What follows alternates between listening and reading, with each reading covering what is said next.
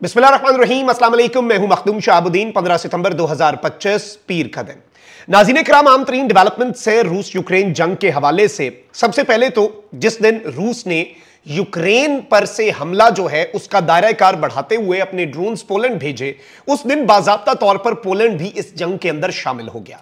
अब एक तरफ यूरोप और बिलखुसूस नेटो रिलक्टेंट है रूस को उसका जवाब देने से, और रूस भी अपनी वजाहतें कर रहा है कि भाई हमारा मकसद पोलैंड पर हमला नहीं था। लेकिन ऐन उसी मौके पर एक और यूरोप का मुल्क रोमानिया, उसमें भी रूस के ड्रोन आकर घुस जाते हैं और यूं लग रहा है कि रशिया इस वक्त टेस्टर लगा रहा है। इस वक्त डोनाल्ड ट्रंप और नेटो के दीगर ममालिक तो सुकून में बैठे हैं, लेकिन यूरोप के अंदर जर्मनी, फ्रांस और बर्तानिया इन्हें लेने के देने पड़ चुके हैं, क्योंकि अपनी अपनी पड़ी हुई है और ये रशिया के निशाने पर हैं। इस वक्त नाज़रीन किराम, नेटो आग से खेलने का फैसला करने जा रहा है और रूसी अड्डों पर बमबारी।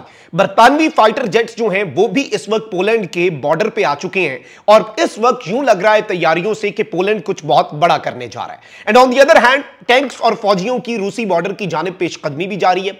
रशिया और बेलारूस मिलकर जंगी मशकें भी कर रहे हैं और पोलैंड के करीब अपने बैलिस्टिक मिसाइल्स जो हैं, अपने सिकंदर मिसाइल्स जो हैं, उन्हें डिप्लॉय करके ये डायरेक्ट या इनडायरेक्ट, जो मर्जी आप इसे बुला लें, लेकिन मैसेज दे रहे हैं यूरोप को कि भाई ये आप तक भी पहुंच सकते हैं। यहां तक कि जो न्यूक्लियर कैपेबल और शैनिक मिसाइल्स हैं और न्यूक्लियर के लेवल की तबाही मचाने वाले और न्यूक्लियर वॉरहेड्स, वो भी इन जंगी मशकों के अंदर शामिल हैं।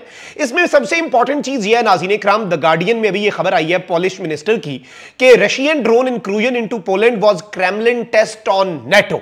यानी रशिया की जो ड्रोन इंक्लूजन है, रशिया के जो ड्रोन्स पोलैंड में दाखिल हुए, ये दर हकीकत क्रेमलिन, रूस का सदारती महल, नेटो पे एक टेस्ट लगा रहा था, नेटो के ऊपर देख रहा था। और इस सब के अंदर इसने कहा है कि जी Moscow sought to gauge reaction without starting a war as Romania reports new inclusion। अब हुआ यह नाज़रीन किराम कि रोमानिया जो है आज उसमें ड्रोन्स जो है वो रशिया के चले गए हैं और इसने कहा है कि बेसिकली ये हमारा टेस्टर लगा रहे हैं और ये हमारा रिएक्शन जो है उसे देख रहे हैं। अब सबसे इंपॉर्टेंट चीज ये है नाज़रीन किराम कि इस वक्त जो रशिया है उसने क्या किया है, रशिया ने इस दफा नई स्ट्रैटेजी लगाई है। सबसे पहले तो बीबीसी की खबर है, बीबीसी कह रहा है Romania become second NATO country to report Russian drones in airspace. यानी रशिया जो है वो एक स्टेप आगे बढ़ा है और रशिया ने पोलैंड के बाद रोमानिया जो है उसमें अपने ड्रोन्स भेज दिए हैं। लेकिन इसके बाद इस मर्तबा रशिया ने स्ट्रैटेजी डिफरेंट लगाई है। पिछली दफा रशिया ने कहा था कि भाई हमारे वो ईस्टर्न यूक्रेन पे हमने हमला किया था, गलती से कोई चला गया होगा ड्रोन पोलैंड, हमारी नीयत नहीं थी।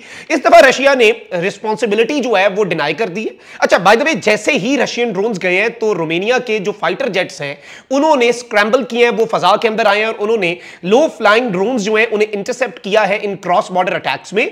और इस सब के अंदर रशिया ने इस मर्तबा जो अपनी स्टेटमेंट है वो तब्दील किया। रशिया ने यूक्रेन को ब्लेम किया है कि उसने रोमानिया के अंदर जो ये ड्रोन ब्रीच है इसके लिए रिस्पॉन्सिबल यूक्रेन है, रशिया ने, जबकि यूक्रेन कह रहा है कि ये रशिया की एस्केलेशन है नेटो की टेरिटरी के अंदर। अब रशिया एक तरफ बेलारूस के साथ नेटो के मुमालिक के करीब जंगी मशकें कर रहा है और पोलैंड अपना बॉर्डर और अपनी एयर स्पेस उनके करीब बंद किए हुए है।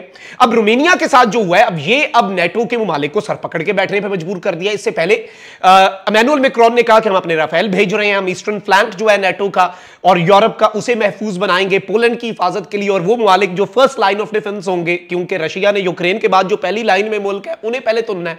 अब इनमें कौन कौन से मुल्क है नाज़रीन इकराम, इनमें 3-4 मुमालिक ही हैं और ये 3-4 मुमालिक जो है ये भी सर पकड़ के बैठे हुए हैं कि भाई हमारे साथ अब पता नहीं क्या होगा और क्या हमें ये तना तो नहीं छोड़ने जा रहे।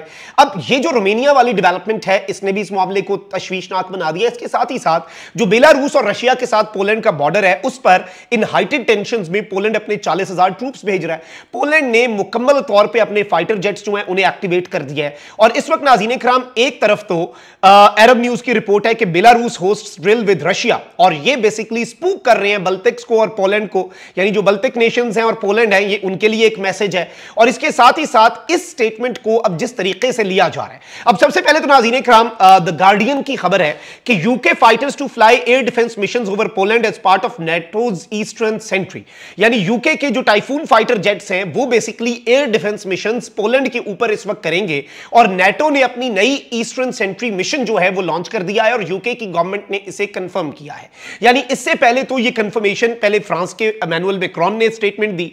अब सबसे इंपॉर्टेंट चीज यह है नाज़रीन इकराम कि पोलिश एयरफोर्स के F-16, F-35 और MiG-29 उनके हवाले से अब ये खबरें आ रही हैं कि उन्हें लोड किया जा रहा है। अब ये जो रिपोर्ट्स है, आरकेएम टाइम्स जो है उसने रिपोर्ट किया है। अब इसका मतलब क्या है? देखें, जब आप मिसाइल्स के साथ लोड करते हैं तो इसका मतलब है इसमें सिर्फ एयर टू एयर नहीं, इसमें एयर टू सरफेस मिसाइल्स का भी बताया जा रहा है कि वो भी शामिल है। अब एयर टू सरफेस तो आपने कहीं पर स्ट्राइक करनी हो। अब सबसे इंपॉर्टेंट चीज यह नाज़रीन इकराम बताया जा रहा है कि जो बेलारूस के अंदर रशियन बेसेस हैं उन्हें निशाना बनाया जा सकता है। डायरेक्टली रशियन टेरिटरी नहीं, बट रशिया के बेसेस जो रशिया के सबसे बड़े इत्तेहादी बेलारूस की टेरिटरी में मौजूद हैं, उन बेसिस को भी निशाना बनाने के इम्कानात जो है वो इस वक्त जाहिर किए जा रहे हैं, जो कि पूरे का पूरा खित्ता जो है, पूरे का पूरा रीजन जो है, उसके अंदर एक ऐसी आग आ सकती है इसकी वजह से जो पूरे मंजरनामे को तब्दील कर दे और पूरे का पूरा सिनेरियो जो है वो ही तेजी से तब्दील हो जाए। और इस सब के अंदर इंपॉर्टेंट चीज यह है, याद रखिएगा कि पोलैंड का यह मौकफ है कि रशिया ने वॉर डिक्लेयर कर दिया नेटो के खिलाफ। जो डजन्स ऑफ ड्रोन्स जो पोलिश एयरफोर्स ने गिराए, ये बेसिकली जंग का आगाज था। और अब रोमानिया के अंदर जो है, रोमानिया का दूसरा मुल्क बन जाना नेटो का, यह भी एक बड़ी इंपॉर्टेंट चीज है। और रोमानिया ने इसमें, देखिए मैंने आपको बताया था ना कि रोमानिया के वाले से यूक्रेन कह रहा है कि ये रशियन ड्रोन्स हैं, रशिया कह रहा है यूक्रेनियन ड्रोन्स हैं। रोमानिया का मौकफ क्या है? रोमानिया का मौकफ यह है नाज़रीन इकराम कि रशिया की ये ड्रोन इंक्लूजन थी और रशियन जेट्स जो हैं उन्होंने बेसिकली आकर यहां पर यह मामला किया है। और रोमानिया ने ना सिर्फ इसकी मजम्मत की है, इस वक्त यूरोप के अंदर प्रेशर बढ़ता जा रहा है। जो यूरोपियन कंट्रीज हैं वो सर पकड़ के बैठे हैं। और इस सब में नाज़रीन किराम, इवन जो इंटरनेशनल एनालिस्ट कह रहे हैं कि ये जो टाइफून्स हैं, ये जो यूके की अनाउंसमेंट है, ये सरप्राइज नहीं है, लेकिन ये एक बहुत इंपॉर्टेंट सिग्नल है।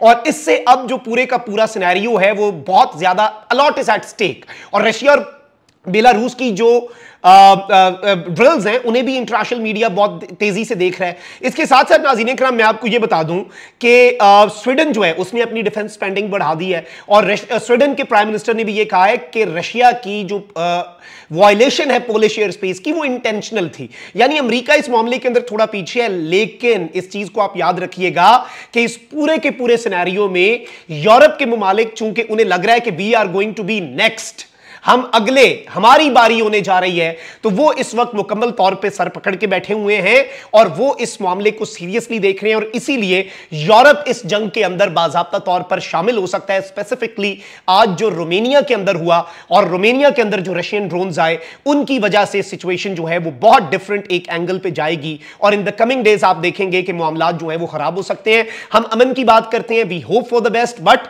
हमने रियलिटी बेस्ड कवरेज जो है उसे नहीं छोड़ना। हमने हकाइक को देखना है, हमने दोनों साइड्स की खबरों को देखना है। इसलिए हमारी ये कोशिश है कि हम रिस्पॉन्सिबल खबर जो है वो आपके सामने रखें और बड़े वसूख के साथ हम इधर उधर से सारी जगहों से कंफर्म करके रशियन मीडिया, यूरोपियन मीडिया, अरब मीडिया, जरा न्यूट्रल मीडिया, हर तरह से हम देख के फिर जो चीज एक ओपिनियन है वो फॉर्म करें और उसमें फिर हम एग्जैक्ट चीजें आपके सामने स्पेसिफिकली इंटरनेशनल अफेयर्स के हवाले से आपके सामने हम रखें। अल्लाह निगहबान, पाकिस्तान जिंदाबाद।